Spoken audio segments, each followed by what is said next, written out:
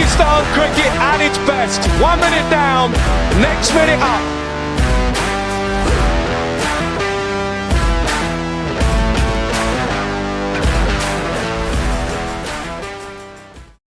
Thank you very much, everyone, for joining me once again. My guest today is somebody, when I used to watch South Africa play Pakistan, I used to dread watching him bowl to Pakistani batters because I knew sooner or later he would get a wicket.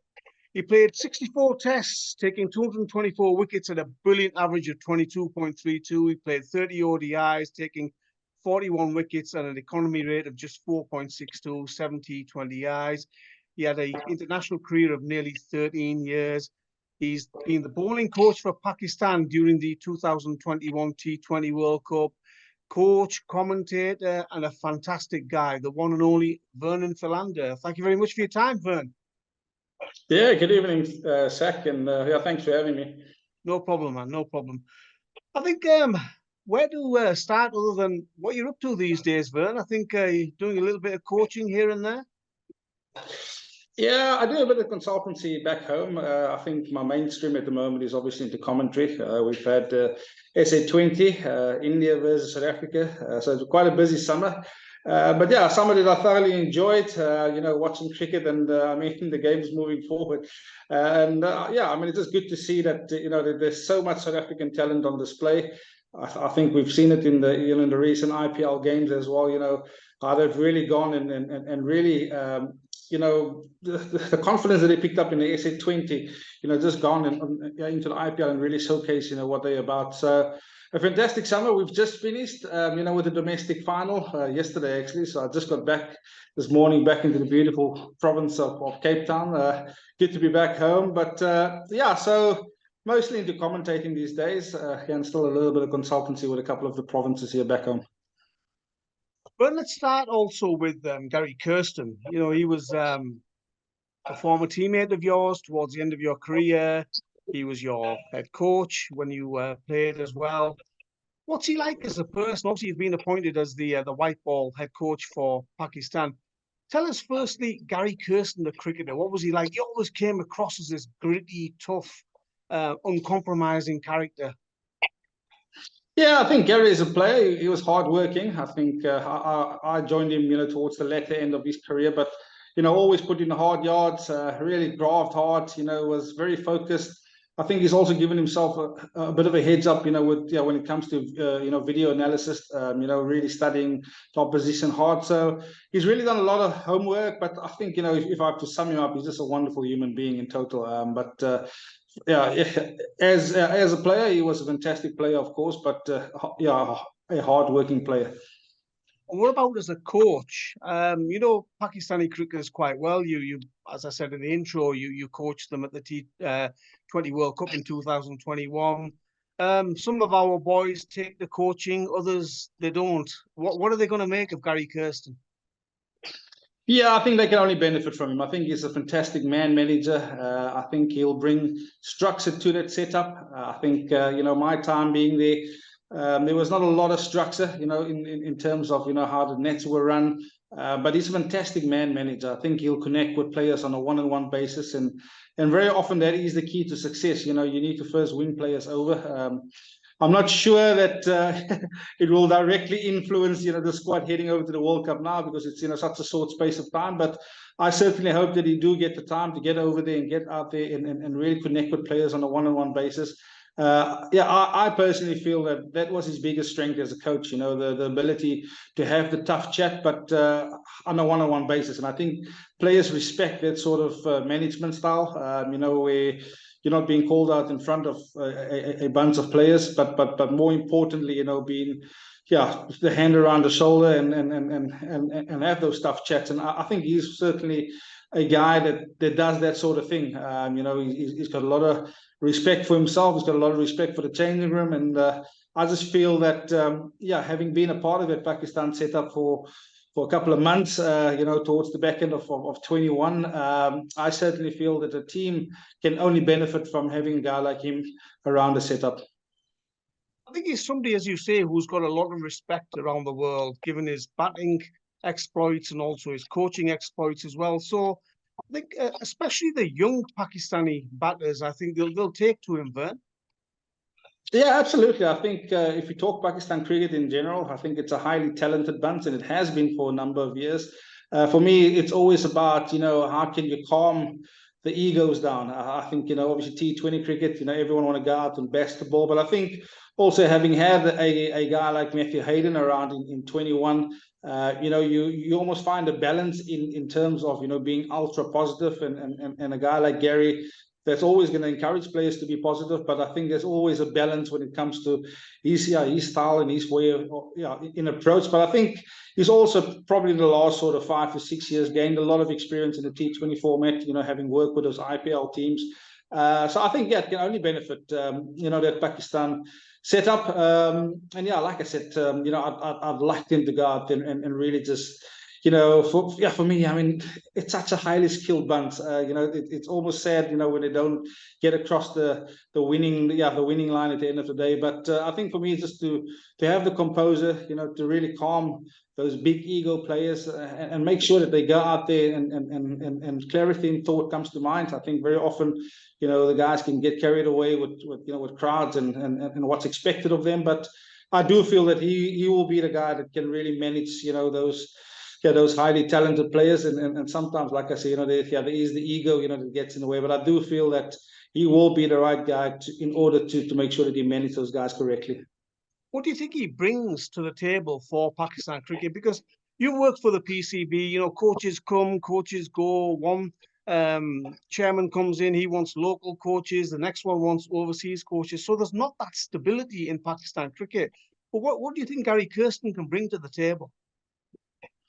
Yeah, I think, again, like I say, his management style is something that really impressed me over the years, and I certainly feel that it is something that structure can do it. I think, you obviously have a lot of different cultures, from different regions in Pakistan. So one is I'm pretty sure he'll take to it quite easily, in terms of understanding, the different backgrounds of players, and I think that's something that he really tapped into and make a real point of it, to tap into it and to understand players personally. I do feel that as a coach, and for me, especially in Pakistan cricket, that is point number one, understanding players, on an individual basis.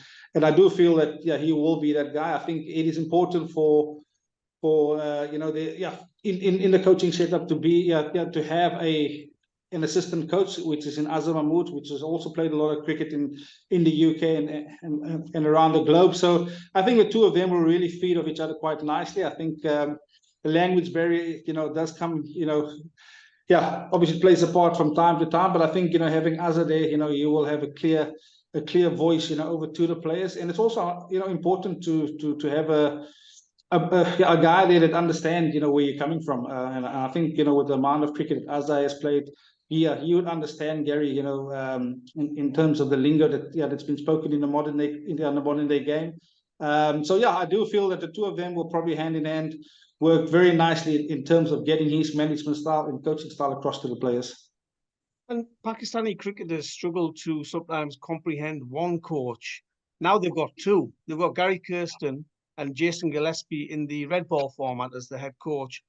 As a former player yourself, Vern, how beneficial is that, or how much does it get in the way to have two coaches, especially for the players who are playing all three formats?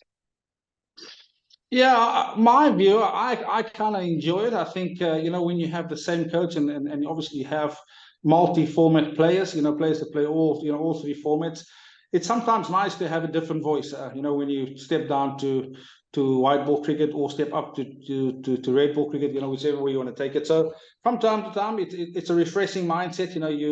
You've gone from a T20 tournament into a test, into the test arena. So having a new voice, having a new outlook on the game, sometimes as a player can motivate or drive you that extra edge. I kind of like it. And I mean, it is the modern day trend, isn't it? I think there's just so much cricket being played where you do feel that, I mean, if you have a 7-month calendar, international calendar, you're going to have to work with the same coaching staff for 7 to 8 months. So I just do feel, that refreshing in mindset, in faces. As a player, I think it's needed in the modern day game. You were part of, as I said before, the 2021 World Cup setup that did very well. Pakistan reached the semi-finals and obviously lost that match to Australia. But, you know, it was a very respectable performance overall. What do you think Pakistan cricket needs to do to get to that next level, especially in the T20 format? Yeah, I think T20 format it's such a difficult format. I think you know, having been there as a player, as a coach, as a consultant, you almost understand that, you know, it could go either way on the day. You know, you have one particular batter that bats well, takes the game away. I think the shorter the format, the closer it brings the team. So yeah, I just think, you know, from a Pakistan point of view, they've got the skill, they've got the players. It's how do you manage, you know, the skill sets. I think I look back at you know, the bowling, you know, the bowlers that we had in the 21 World Cup. You had a Saeed Afridi, and you need those players to really back the A games. I think he's got a wonderful ability to swing the ball, and you want to encourage that. I think the T20 format, you know, almost cries out for its first sort of four overs to be, you know, really utilized in favor of the bowlers. So if you have a bowler that can swing at a high pace, make sure that you get him into controlling that new ball, because you want him to strike with that new ball. If you have a guy that can bowl 150 plus, you know, which we had in Harris Rauf, you want to allow him to bowl quick, you know, because you need to utilize your natural attributes. So for me, it's more important to make players understand themselves, because, you know, those games are being won or lost, you know, within an over. You know, so if it's your day to make sure that you win it, obviously, you know, with bat in hand, with ball in hand. So yeah, it's just, I think, you know, again, I will say this: they are highly talented bunch. But for me, again, it's just, you know, how do you manage those players? You know, when it comes to the big stage, I think very often they get carried away. You know, or within those moments, I think back to that semi-final you talk about against Australia, there were moments which they could have won it quite easily. You know, had they be calm. And again, you know, you almost want to sit down with those players and unpack, you know, that sort of game and say, you know, what could you have done differently? And that's how you grow. You know, yeah, we always talk about experience, but that's how you grow as a player. I'm just not sure that you make mention of the fact that the rotation of coaching staff, you know, happens almost, you know, too quickly. Yeah, you wanna stick with a set of coaches for, I mean, yeah, these days I think probably 4 years, because that's the cycle, you know, from World Cup to World Cup. But also it allows the player, you know, some sort of continuity in terms of you know, what the coach expects of him, because a different coach is going to come in with a different set of expectations. You know, so as a player, you need a continuation as well in terms of, I'm working towards something, and not after a 18-month stint, you know, having to change, you know, that goal. So for me, it's important that you stick with the coaching staff for a period of time. But yeah, again, I hope that the players themselves would have learned a lot from that 21 World Cup, while they've had another World Cup in Australia, which also, you know, they could have, I mean, if they've been highly critical towards themselves, they could have, you know, got across the line there as well. So they certainly have the squad. I'm a firm believer that the T20 format, it almost cries out for individual brilliance, and I do feel that they've got enough individuals, enough match winners, you know, within that squad, you know, to really make sure that you keep producing match winners throughout the tournament. What about South Africa cricket at the moment, Vern? They're producing some wonderful players. You know, you mentioned the SA20. You know, the domestic cricket's always been strong, but it's just that step up to win a big tournament, isn't it? That's the one criticism, I guess. Yeah, I think, like I said, I think the SA20 was a wonderful platform for a lot of these players, you know, to put their name up. I mean, a lot of them obviously got recognition. Now playing in the IPL, so you're playing against the biggest names in the world.